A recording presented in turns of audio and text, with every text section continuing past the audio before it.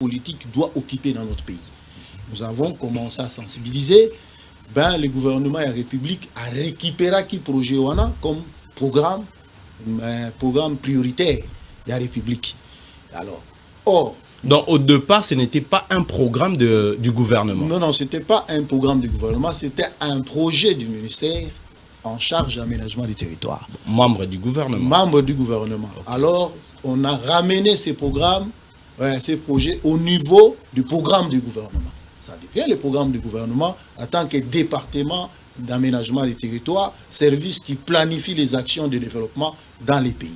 Alors, le gouvernement a récupéré le programme et le gouvernement a fait de ce programme son programme, mais malheureusement, le programme a connu un certain nombre de problèmes. C'est-à-dire, je vous ai dit que l'aménagement, c'est une planification.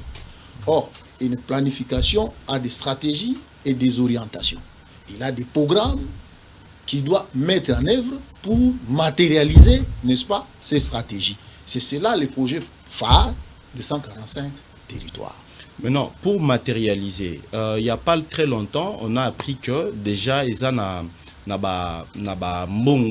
banque, une agence, aussi qui va financement pour exercer le programme en question. Il y a 145 territoires, un peu dans beaucoup de coins.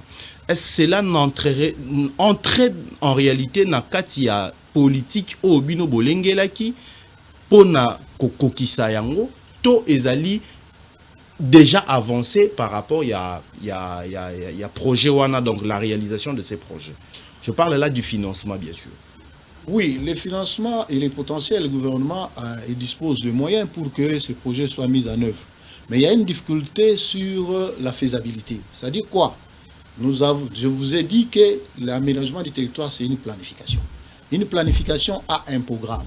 Le programme phare d'aménagement du territoire, c'est le programme de 145 territoires.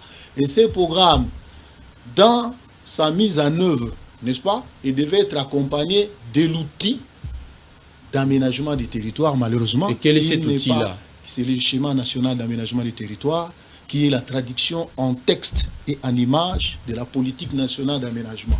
En fait, c'est l'outil qui va donner l'orientation dans la mise en œuvre cohérente de ces projets, de ces programmes. Donc, elle vous présente ce que le pays pourra devenir dans 15 ans, parce qu'il y a une planification d'aménagement du territoire, une planification de l'espace, c'est une planification qui a une durée d'âge de 15 à 25 ans.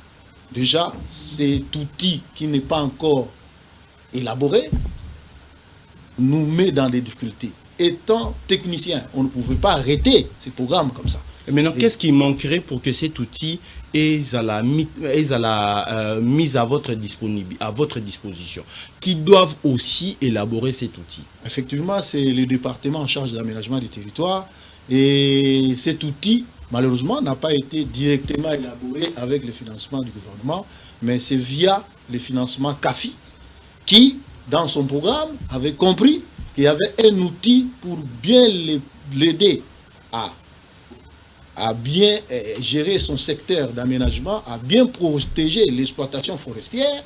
Et il a compris qu'il y avait une politique transversale d'aménagement de l'espace pour lui permettre de faire un zonage approprié par rapport à son secteur. Et ayant compris que la politique d'aménagement du territoire et l'outil d'aménagement du territoire étaient d'une si grande importance, raison pour laquelle le financement nous est venu par cette voie-là. Et avec ce financement, en 2020, nous avons mis en place une politique nationale d'aménagement du territoire qui poursuit son bon nombre de chemins, mais ce qui est vrai, l'absence du schéma national d'aménagement du territoire, qui est un outil transversal d'orientation pour le zonage de chaque action à mener sur l'espace, pose problème, parce que nous sommes dans un état, on ne devait pas s'arrêter, raison pour laquelle, dans la planification socio-économique qui fait les plans, qui cherche les indicateurs les plus élevés pour réduire et améliorer, réduire la pauvreté au niveau de la population, ces programmes ont été coulés dans ce sens-là. Mais quand bien même que ces programmes évoluent dans ces stratégies nationales de développement durable, chez eux aussi, il y a un problème. Parce qu'en principe, ces stratégies nationales devaient se faire accompagner d'un plan national stratégique de développement. Monsieur Charles, Baïke Bazali Penza na